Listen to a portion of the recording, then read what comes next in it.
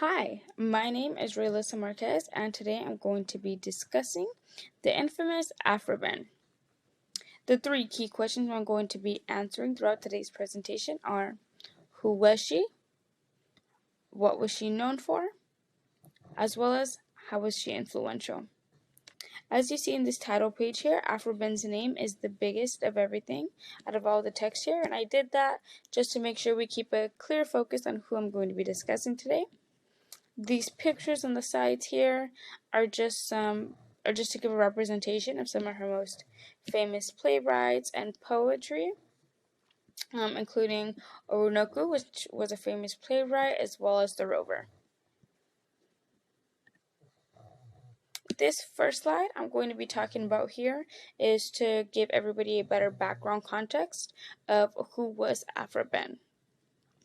Now, we all know that Aphra Behn was a famous poet, playwright, novelist, and spy during the mid-1600s. Yes, I said spy, but we'll get into that later. We do know that Aphra Behn was born in 1640. We do not have a specific time period or date go along with that. We just know that it was sometime during 1640. We do know that she did die April 16th of 1689. Aphra also married a man named Johann Behn, who she met in early 1642 and then later divorced, and he unfortunately passed in early 1666. Some other cool facts about Aphra Behn is that she is a child of two. She has a sister named Frances. She grew up with her father and mother, her father being a barber and her mother being a wet nurse. It is said that in most of her childhood, Aphra did some traveling in her time. It's also said that she was Catholic, and many believe that her parents were very, I wouldn't say strict is the word, but very conservative, in the sense as you see that they were Catholic, through a lot of Aphra's little intuitions that she puts throughout some of her writings that she throws in there kind of gives us that understanding of how her background was. As Aphra grew up, we do see that she still stays pretty conservative, and she is very supporting of the royalists growing up in London. Who was Aphra Behn?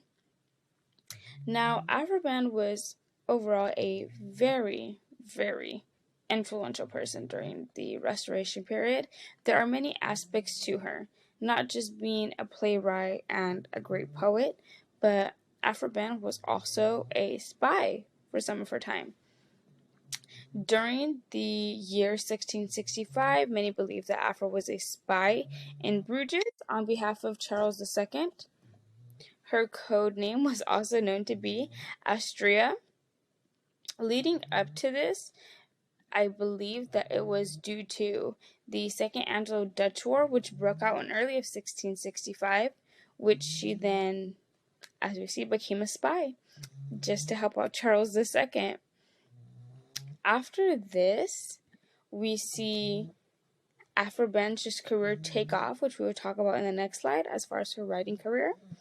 But throughout this slide, these are some pictures that are just to give a better understanding of how badass Aphra was. This is a picture of her right here. And these are some modern spies from some movies that you probably might know, you probably recognize. And just to give you a better idea of how badass Aphra was. Because being a spy and that time, especially as a woman, oh, I could only imagine. Now, in this next slide, you see we continue on with who was Aphra Behn. Like I said, being a spy. She's already badass, she's already super cool enough, but after she gets done with that, of course, she comes back to England, and Behn finds herself starting off as a scribe for the King's Company and the Duke's Company, and then eventually leading herself to writing her own poetry and plays for these companies. Some of her most famous plays include The Rover, and they also include The Dutch Lover. In these pictures right here, we see these actors depicting the rover, and this one over here as well, we see these actors depicting the Dutch lever.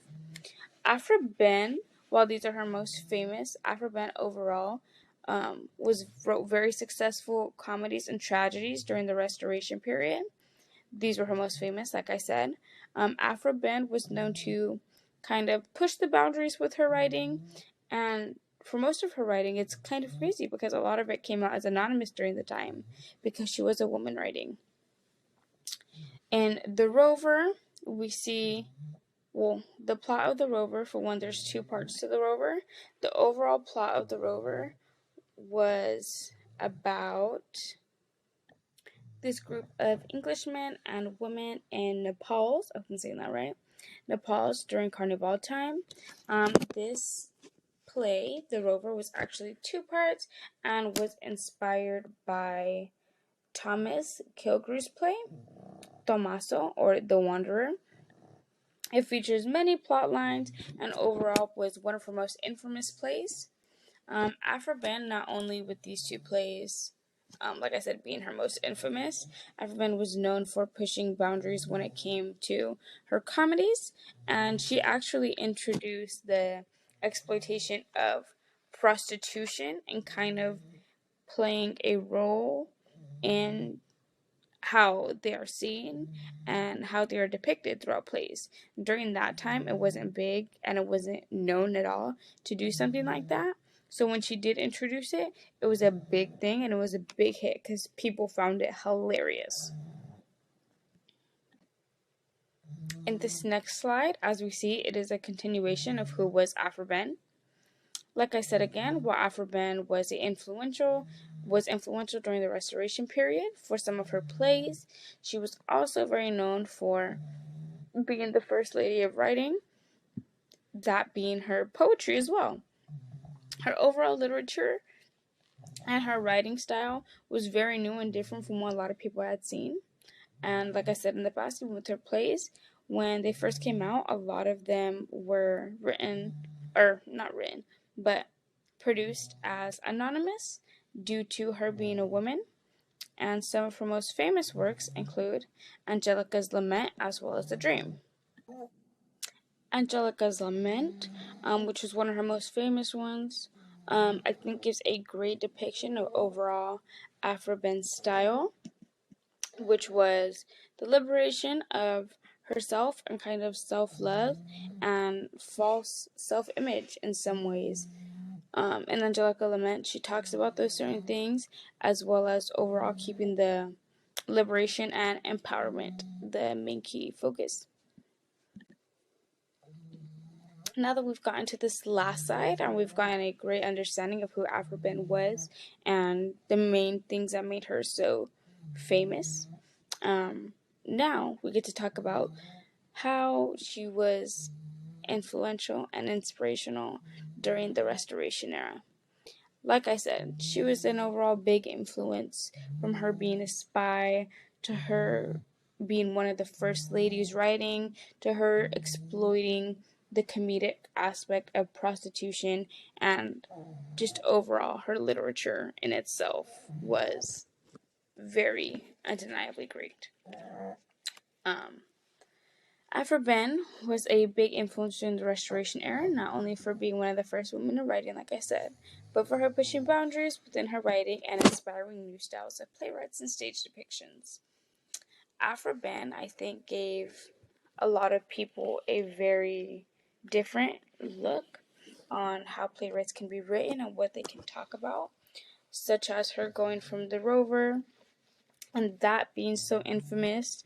We're talking about English men and women, and Nepal during Carnival, from her doing things such as Oronoku and talking about the royalties of slaves during that time, and that was something that nobody had ever really seen before, especially coming from a anonymous playwright. Like I said, she wasn't able to use her name when many of these did come out.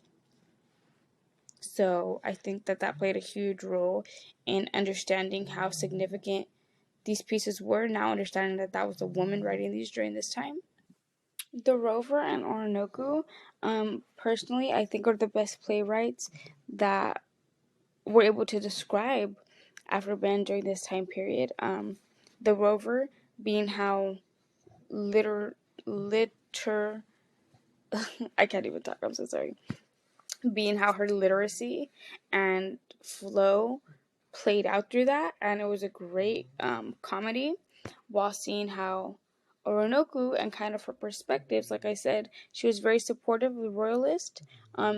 You see her sympathy for slaves, but at the same time, her kind of understandings and morals of supporting royalists and being very conservative are still there. As you see how everything about Orinoco is very pretty much Roman and traditional and royal. Wow. The only thing different about him is his skin color. Everything else stays the same.